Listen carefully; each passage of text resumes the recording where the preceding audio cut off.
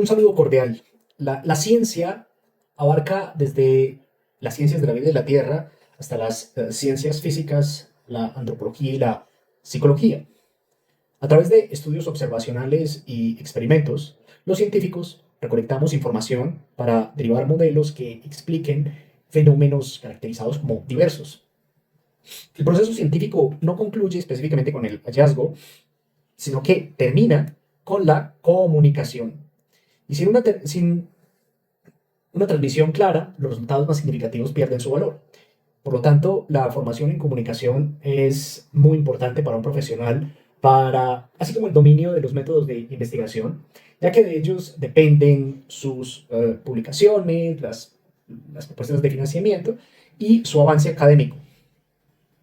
Así que debemos de hablar del método científico, que consiste en una serie de pasos lógicos que, aunque no son completamente estáticos, tienen un patrón muy similar en todos los campos. Y esta se inicia con una observación y el planteamiento de una pregunta. A esto se le sigue una propuesta de una hipótesis, que es una explicación probable, específicamente basada en conocimientos previos, y posteriormente se realizan experimentos u observaciones para realizar las predicciones de dicha hipótesis. Y ese ciclo continúa con el análisis y la interpretación de los datos recolectados para finalmente llegar a la comunicación de los resultados. Y ese último paso permite que el conocimiento sea compartido y sea validado por parte de una comunidad científica, en este caso internacional. Hablemos de la hipótesis y las teorías y esas leyes. Entonces, una teoría científica es una explicación de el cómo o por qué ocurre un fenómeno y permite realizar al menos una predicción comprobable. Por ejemplo, si se hipotetiza que el punto de ebullición del agua depende de la altitud, la predicción lógica es que el agua hervirá a una temperatura menor en una montaña que a nivel del mar. Si las pruebas muestran que la hipótesis es incorrecta, se debe de formular una nueva. Cuando una hipótesis es ampliamente aceptada y posee un alcance extenso, puede evolucionar hacia una teoría y, de manera eventual, hacia una ley, sirviendo como base para investigaciones amplias y generosas. Ahora hablemos de esos formatos de comunicación profesional. Esa comunicación en el mundo científico profesional está manifestada a través de diferentes formatos especializados. Y aquí destacamos varios, específicamente los artículos de investigación original que comunican hallazgos a otros científicos, los artículos de revisión, específicamente que interpretan esos temas actuales, y las propuestas de financiamiento de subvención para obtener financiamiento. Asimismo, hay póster y presentaciones orales en congresos, artículos de noticias para el público general y documentos administrativos como las cartas de recomendación, informes de progreso o informes de presentación. Todos esos documentos requieren un dominio medianamente prudente de la escritura, hasta la estructura de un artículo completo. Entonces, aquí vamos a hablar de la ética en esto, donde la buena ciencia debe de tener unas normas muy importantes que rigen ese comportamiento profesional y la investigación de todos y cada uno. Y esas normas aseguran la precisión y la verdad y hacen que no haya una falsificación de los datos, garantizando un respeto por las partes y la confianza entre colaboradores, protegiendo los derechos de propiedad intelectual y el reconocimiento de la autoría. Hay acuerdos muy importantes, fundamentales aquí, como la Declaración de Helsinki, que establece principios éticos para la investigación con seres humanos, y el Código de Nuremberg, donde las instituciones académicas exigen esa capacitación en esas áreas para que los investigadores puedan manejar los dilemas éticos que puedan encontrar en su carrera. Ahora hablemos de la conducta científica indebida, que es una mala conducta científica a esas acciones intencionadas de fabricación de datos, falsificación de información o plagio, donde es muy importante distinguir estas acciones de los errores humanos, los errores de cálculo o las negligencias que, aunque deben de evitarse, no se como conducta indebida.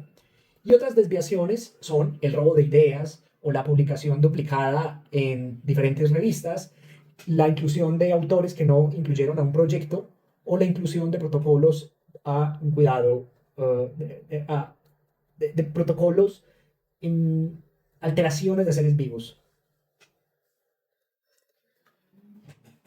Hay algo muy importante llamado la alfabetización mediática, donde el acceso a la información es muy importante. Es muy importante verificar esa validez de los datos científicos.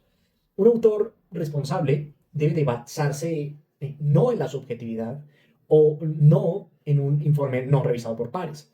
Se debe de priorizar específicamente las fuentes primarias, que son las revistas científicas respetadas y las bases de datos académicas reconocidas. Obviamente debemos de resaltar a Medline, Scopus, Web of Science o DOAG, que tienen indicadores de calidad como el factor de impacto. Si existe duda sobre una información, se debe de recurrir específicamente a ese método científico que ya hablamos, reunir la evidencia, verificar las fuentes y simplificar las conclusiones propias sin depender exclusivamente de interpretaciones ajenas. Ahora hablemos de esa percepción del lector, donde para escribir con claridad hay que ver cómo los lectores interpretan el texto. Esos lectores no son receptores pasivos. Ellos interpretan de manera inmediata. Por ejemplo, una sola palabra como agua puede evocar imágenes distintas y diferentes, desde una inundación hasta la satisfacción de la sed. Específicamente, en un contexto de un artículo, los lectores son afectados por el contenido, el formato y sobre todo por la publicación estructural de esos segmentos. Hay que documentar que la investigación sugiere que un lector se ve, estas personas se sienten perturbadas por una sección mal ubicada o, por ejemplo, una falta de ortografía menor. Ahora hablemos de la estructura de la escritura. La organización lógica de un documento científico es muy importante, donde existe una correlación directa con la estructura de una oración o párrafo o una oración comunicativa. Estos errores en la ubicación de la información, como incluir métodos en la sección de introducción, interrumpen ese flujo cognitivo del lector. Por lo tanto, el precepto básico de la escritura científica es escribir pensando específicamente en el lector. Por lo tanto, debemos tener textos claros con una complejidad adecuada para que ese lector pueda seguir el racionamiento del autor de manera clara y sin ambigüedades. Un estudio realizado sobre 100 manuscritos científicos reveló que los problemas de estilo y composición son muy frecuentes, donde el error más común, presente hasta en el 76% de los borradores, es la ubicación estructural defectuosa. Después están las referencias faltantes o incorrectas en un 62%, la elección de palabras inespecíficas con un 56% y una falta de transiciones con un 54%. Y otros problemas recurrentes incluyeron el uso incorrecto de los tiempos verbales, la redundancia y la no nominalización, lo que subraya que el conocimiento de las reglas gramaticales básicas no es suficiente para una comunicación profesional en el área de las ciencias. Ahora hablemos de las deficiencias de estilo. Para mejorar la calidad de esos textos es necesario ver los errores específicos. Ahora, la nominalización es utilizar un sustantivo en lugar de un verbo más descriptivo.